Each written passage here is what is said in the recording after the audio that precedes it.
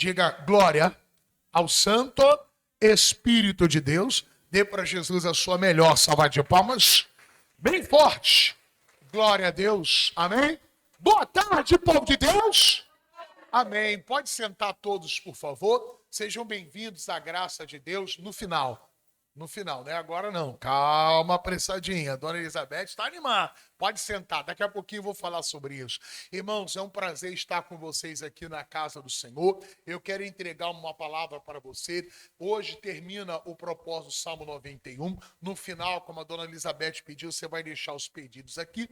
E hoje nós vamos começar com uma campanha que eu tenho certeza que vai mudar a sua vida. Na parte da manhã nós tivemos aqui dezenas de pessoas e foi lindo, foi maravilhoso o mover de Deus. E eu creio que agora à tarde, à noite não será diferente, pois a Bíblia fala que o nosso Deus é o mesmo ontem, hoje e para o nosso Deus ele não muda. Qual é o propósito, pastor? Uma mesa no deserto. Ou seja, todos nós, presta atenção, antes da gente chegar no alvo, antes da gente chegar no objetivo, a gente passa por um deserto. Se você for analisar na Bíblia, a palavra de Deus nos fala sobre o povo de Israel. Antes deles chegarem na terra prometida, eles passaram pelo deserto. Mas nem todo mundo chegou. Porque nem todo mundo está preparado para ser moldado por Deus no deserto. Se você for olhar uma mulher chamada Agar, ela antes de chegar na promessa do filho dela, ela atravessou um deserto.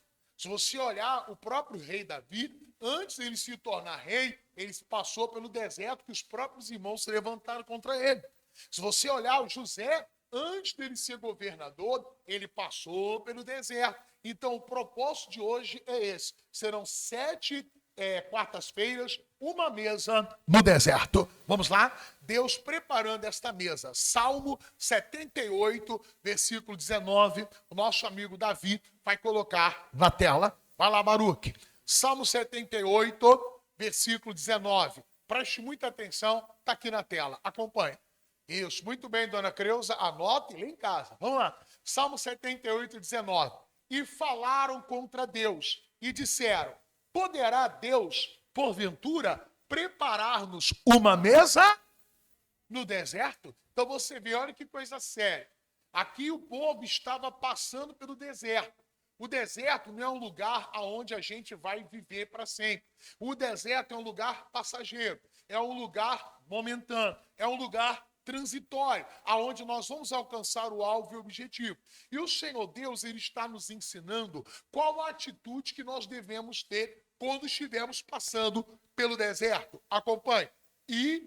Primeira coisa, falaram. Primeira atitude que nós temos que ter quando estivermos passando no deserto. O que é o deserto, pastor? É um lugar de luta, é um lugar de sofrimento, é um lugar de batalha. Nós temos que prestar atenção no que falamos.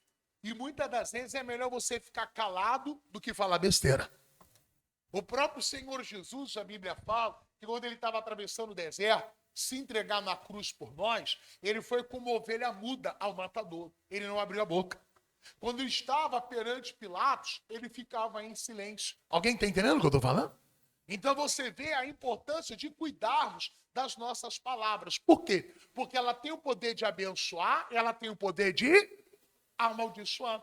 E é aí que muitas das vezes no deserto, a pessoa abre a boca e fala besteira. Ela abre a boca e murmura.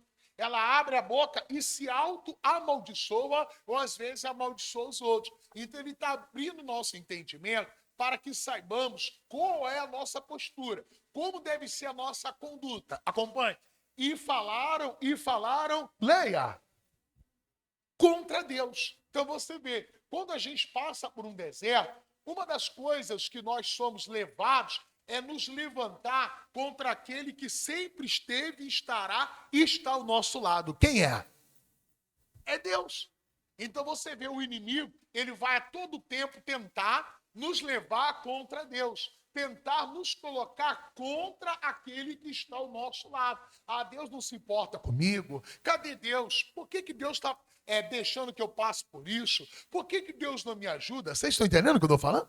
Então você vê, é um deserto, é uma luta que a pessoa está passando. E o inimigo quer fazer com que ela se levante contra Deus. Olha lá, e falaram contra Deus e disseram, presta atenção, poderá Deus, porventura, preparar-nos uma mesa no deserto. E o final, ponto de interrogação.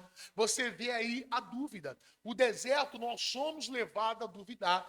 Pensa comigo, quem enviou as 10 pragas lá no Egito? Quem foi? Foi Deus. Quem é que abriu o caminho no Mar Vermelho? Deus. E mesmo assim, eles duvidavam de Deus. Será que Deus, nesse deserto, vai poder nos ajudar? Será que nesse momento Deus vai realmente prover o que a gente precisa? Muitas das vezes falamos do povo israelita, mas nós somos iguais a ele. Quantos milagres Deus já fez na nossa vida? Quantas respostas Deus já fez na sua vida? E muitas das vezes, numa guerra prolongada, diante de um inimigo grande, qual é a nossa atitude? Qual é a nossa postura? Muitas das vezes nós somos levados a duvidar e a questionar. Por que Deus não me ajuda? Será que Deus realmente pode me ajudar? Olha o que a Bíblia está dizendo. E falaram contra Deus e disseram, poderá Deus, porventura, preparar-nos uma mesa, quer dizer, uma provisão no deserto? Vamos ver se Deus realmente pode. Olha o Salmo 23, o versículo 5. Coloca aí, Baruque, Salmo 23, 5. Acompanhe. Preparas? Vamos, pessoal, preparas? Olha aí, uma mesa perante mim, na presença. Olha para o pastor, se tem inimigo, tem mesa, tem provisão de Deus para a sua vida. Recebe essa palavra em nome de Jesus. Será que Deus pode preparar uma mesa no deserto? Com certeza. Para Deus, nada é impossível. Olha o que o Espírito Santo está falando com você. Preparas uma mesa perante mim, na presença dos meus. Continua. Unge a minha cabeça com óleo e o meu cálice. Viu? A unção é que vai fazer a diferença. A comunhão, a presença do Espírito Santo é que faz a diferença. Isaías, capítulo 43, versículo 19. Coloca na tela. Será que Deus pode ou não colocar uma mesa no deserto? Vamos lá? Olha o que diz. Eis que farei uma coisa nova, e agora sairá a luz. Porventura não a sabereis? Agora vai. Eis que porém um caminho. Deus tem um caminho de vitória nessa luta. Diga aleluia, pessoal. Diga glória a Deus. Olha o que o Espírito Santo está abrindo os nossos olhos. Ele está dizendo, há uma mesa, há uma provisão, há um caminho nesse deserto. O que você não pode fazer é se afastar da presença de Deus. Vai para Deuteronômio, capítulo 2, versículo 7, que o Espírito Santo vai falar muito ao seu coração. Vamos lá? Deuteronômio 2, versículo 7, na tela. Presta atenção. Pois o Senhor teu Deus te abençoou em toda... Você ouviu? Então presta muita atenção. Deus abençoa? Aí, meu Deus, sim ou não? Mas Deus abençoa o quê? Todo mundo, lê aqui comigo, vai. Fala. Isso, tá certinha. Excelente, tá correto. Deus está dizendo, eu abençoo. Mas quem tem que levantar a mão e trabalhar, quem é? É isso aí. Não, Deus me abençoa. Irmãos, uma vez um rapaz pediu que eu orasse por ele para que abrisse a porta de emprego. E ele ficou na fé, 3 meses, vindo na igreja, serinho, levando Deus a sério. E orando, e nada. Passaram-se 3 meses, eu perguntei para ele, e aí, irmão, aconteceu alguma coisa? Arrumou emprego? Ih, pastor, tá brabo. Eu falei, não entendi. Você tá vindo? Não, pastor, não consegui emprego nenhum. Aí Deus falou comigo assim, pergunta para ele, o que ele faz quando ele sai da igreja? Aí eu perguntei, e aí, irmão, você vem na igreja, tá vindo certinho, levando Deus a sério, eu tenho visto, você vindo todos os cultos, o que você faz quando sai da igreja? Pastor, eu vou para minha casa, sento do lado do meu telefone e assisto televisão o dia inteiro. O senhor acredita que o telefone não toca? E eu te pergunto, vai tocar? Hein, pessoal? Não. Todo mundo lê comigo. Pois o Senhor teu Deus, ele abençoa em toda... Então, Deus abençoa, sim ou não? Ai, meu Deus, sim ou não? Mas quem tem que arregaçar as mangas e ir para a luta?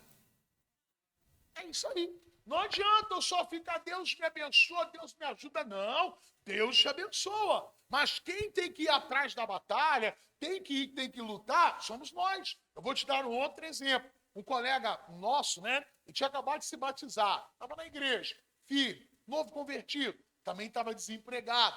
E ele começou a vender bala, né? No sinal. Aí ele, antes de ir, o que ele fazia? Ele trazia a caixa de bala e a gente apresentava. Pastor, apresenta aqui, eu orei, apresentei a Deus 2 caixinhas de bala. Ele foi para o sinal, vendendo bala. Irmão, não deu 15 minutos, ele voltou. Eu tomei até um susto, ele voltou feliz da vida. Pastor. Eu falei, irmão, o que foi? O senhor não sabe o que aconteceu? Eu falei, pronto, roubaram as balinhas do irmão. Né? Aí ele, pastor, o senhor não sabe o que aconteceu? Fala, irmão. Ele, pastor, na minha primeira venda, eu não vendi só um drops, não. Pastor, eu vendi as 2 caixas. Esse é o nosso Deus. Irmão. Vocês estão entendendo? Vou te dar um outro exemplo. 2 rapazes estavam desempregados. Eles queriam arrumar um emprego. E falaram, amanhã a gente vai atrás de emprego. O outro falou, eu também estou precisando, eu vou atrás do emprego. No outro dia caiu uma chuva. Mais uma chuva, um toró pesado. O que estava, o primeiro olhou, rapaz, está chovendo demais. Nossa, se para arrumar emprego com sol é difícil, imagina, quer saber de uma coisa? Vou procurar emprego, não. Deitou e dormiu, descansou, ficou lá. O outro acordou. Quando viu aquela chuva, ele dava cambalhota. Nossa, que bênção, que bom que está chovendo. Hoje eu vou ganhar muito dinheiro. Sabe por quê? Eu vou vender guarda-chuva. Eu te dei os 2 exemplos, a mesma necessidade, o mesmo Deus que envia a chuva, mas atitudes diferentes. Deus abençoa a sua atitude. Não adianta só ficar, Deus me ajuda, se eu não arregaçar as mangas e batalhar. Se eu não ir à luta. Deus está dizendo, pois o Senhor teu Deus te abençoa em toda a obra das tuas. Quer dizer, se eu não coloco as minhas mãos, se não tem atitude, Deus não vai abençoar. E ele sabe que andas por esse grande deserto. Quer dizer, Deus conhece o nosso passo, tudo que fazemos. Continua. Estes 40 anos, ele sabe até o período. O Senhor teu Deus, leia. Olha que lindo. E coisa nenhuma. Meu irmão, Deus sabe toda a luta que a gente passa. Porque Ele mesmo está conosco. Você não está sozinho nessa luta. O Senhor Jesus está contigo. Digam glória a Deus. Olha o que ele está dizendo. Esses 40 anos, o Senhor teu Deus esteve contigo. Coisa nenhuma. Então veja, não importa onde você está, o importante é que Deus esteja com você. Ele está dizendo, eu estava no deserto, eu não estava em 1000 maravilhas, eu estava atravessando uma luta muito grande, mas a presença de Deus comigo ali fez com que aquele deserto não tivesse falta de nada. Foi com que toda necessidade fosse suprida. Diga glória a Deus. E aí eu te pergunto, você que está aqui comigo, você quer ou não quer a presença de Deus? Vou te perguntar pela última vez. E aí, você quer andar com Deus? Sim ou não? Ai, meu Deus, sim ou não? Vamos ver se você ainda vai querer depois que eu te mostrar agora. Pastor, Deuteronômio 8, versículo 1. Coloca lá. Vamos lá. Deuteronômio 8, versículo 1. Acompanhe. Todos os mandamentos que hoje vos ordeno, guardareis para os, leia, para os fazer. Então o mandamento não é só para você ficar aqui só aprendendo. Não, você tem que aprender e colocar em prática. Você vê aqui, eu falei algo de atitude, coloca em prática. Eu falei que Deus está contigo, não deixa o diabo te entristecer, achando que você está sozinho nessa luta. Ele está dizendo, todos os mandamentos que hoje vos ordeno, você guarda, toma posse, né? E pratica. Esse é o nosso papel. Se assim fizermos, escuta o que Deus faz, ó. Para que vivais e vos. Então, quando você obedece, Deus traz a vida dele para você. Deus multiplica, Deus acrescenta, Deus te abençoa. Continua, querido. E em 3, nós entramos, alcançamos o objetivo e possuímos a terra que o Senhor jurou a nossos. O que ele não pôde fazer nos nossos pais, ele quer fazer na sua vida. Mas você precisa conhecer a palavra e praticar. Você entra, você possui, ele multiplica e você vai tomar posse da vida que ele tem para você. Olha o que ele vai dizer agora, versículo 2. Vamos lá. E te lembrarás. Ó, não esquece, ó, de todo o caminho pelo qual, diga, o Senhor teu Deus. Vamos, pessoal, o Senhor teu Deus. O que ele faz? Então Deus guia. Deus guia aonde? Então, deserto não é lugar de falar, é lugar de ouvir Deus. Ele tem um guia, ele tem uma orientação, ele tem uma saída, ele tem um escape naquela situação. Ó, ele te guiou no deserto, ele sabe o tempo, 40 anos. Agora, que bonito. Ó, para ti, como é que é? Para ti, ih, agora pegou pesado, hein? Para ti, humilhar e para ti, pastor, quando você lê a palavra tentar, não entenda que Deus tenta, pois em Tiago a Bíblia fala que Deus não pode ser tentado, por isso ele não tenta ninguém. Mas a palavra tentar ali significa provar, no sentido de quê? Saber o conhecimento que você tem da Bíblia. Saber o que você sabe da Bíblia. Porque só você vir para a igreja, sentar aí, é muito fácil, irmão. Você precisa saber os mandamentos e fazer, lembra? Você precisa aprender e colocar em prática. Aí olha o que ele está dizendo, para te humilhar, para te tentar, agora, para saber o que está aonde. Se é raiva, se é orgulho, se é ódio. Você passa por uma luta e não coloca a palavra em prática, ela não estava no teu coração. Pois a Bíblia diz, a tua palavra escondi, guardada onde? Para eu não pecar. Para eu não dar lugar ao diabo, para o diabo não entrar na minha vida. Então ele está dizendo que é na hora da humilhação, é na hora da prova, é que Deus conhece o teu coração. É assim na escola. O professor, o dia inteiro, a semana, o mês todo, só ele fala. Todo mundo quietinho na sala, só anotando, o professor falando. Eu lhe pergunto, no dia da prova, o professor fala alguma coisa? Hein, pessoal? Não. O professor fica em... Porque todo o tempo ele estava ensinando. Em todo o tempo ele estava te orientando. Agora é hora de colocar em prática. Agora é hora de você colocar o que você aprendeu. Meu irmão, eu não sei o seu deserto, eu não sei a sua luta. Eu estou tentando, seja usado por Deus e pratica, e Deus vai te abençoar. Olha o que ele diz, para te humilhar, para te tentar, para saber o que está no teu. É na humilhação, é na prova que nós sabemos o Deus que a gente serve. E é na luta que Deus conhece que tipo de filho nós somos. Você dizer que é de Deus na facilidade é fácil. Você ser de Deus quando tudo está indo bem é muito fácil. Nós mostramos quem somos é no dia da humilhação.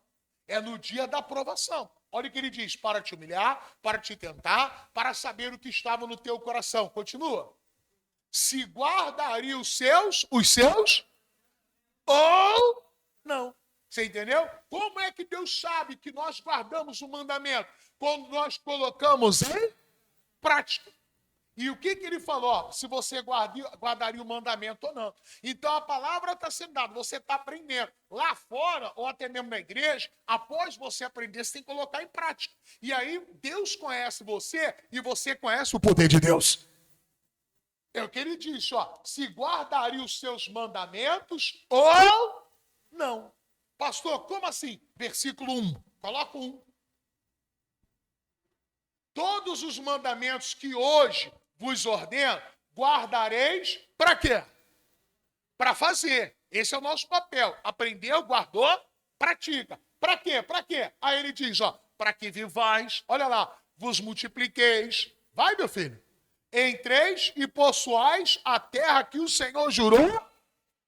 Viu? Então Deus só tem compromisso com aquele que pratica o mandamento. Você pode passar o dia inteiro aqui chorando, a tua vida não vai mudar. Você pode passar o dia inteiro aqui pedindo para eu te ajudar, fulano te ajudar, ora por mim, a sua vida não vai mudar. Mas o dia que você começar a praticar o mandamento, Deus promete que a gente possui a terra. O próprio Deus entra em ação, multiplicando, trazendo a vida que ele tem para nós, e como está dizendo ali, você entra e possui o que ele tem para a sua vida. Quem entendeu, diga amém, pessoal. Vai para o versículo 3 agora. 3. E te humilhou, e te deixou ter. Agora, olha só, olha que bonito. E te, com o quê? Aquilo que você nunca viu, mas veio do céu para a sua vida. Está passando uma luta? Deus tem sustento para você. Está passando uma necessidade, uma batalha? Deus tem sustento. E ó, olha que palavra linda, ó. Que tu leia. Não conhece. Entendeu? Então é coisa que é fora da tua mente. Vai além do teu conhecimento. Quem está entendendo, diga amém. Como é que vai ser isso, irmão? Milagre não se explica. Milagre se vive.